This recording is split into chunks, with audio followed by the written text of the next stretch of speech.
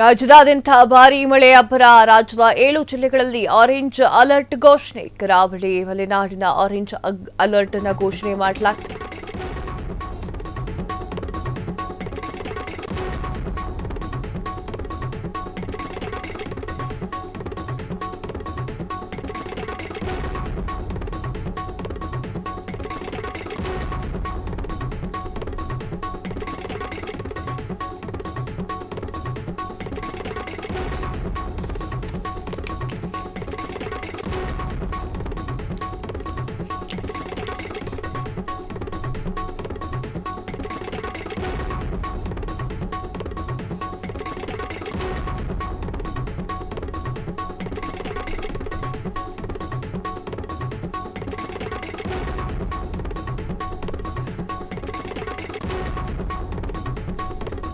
ರಾಜ್ಯದಾದ್ಯಂತ ಭಾರೀ ಮಳೆ ಅಬ್ಬರ.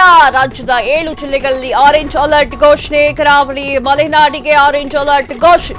ದಕ್ಷಿಣ ಕನ್ನಡ, ಉತ್ತರ ಕನ್ನಡ, ಉಡುಪಿಯಲ್ಲಿ ಭಾರೀ ಮಳೆ. ಶಿವಮೊಗ್ಗ, ಚಿಕ್ಕಮಗಳೂರು, ಹಾಸನ, ಕೊಡಗಿನಲ್ಲೂ ಕೂಡ ಮಳೆ.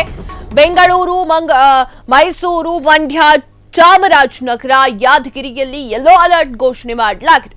ರಾಯಚೂರು, ಕಲಬುರಗಿ, ಹಾವೇರಿ, ಧಾರವಾಡ, ಬೀದರ್, ಬೆಳಗಾವಿಯಲ್ಲಿ ಯೆಲ್ಲೋ ಅಲರ್ಟ್ ಘೋಷಣೆ.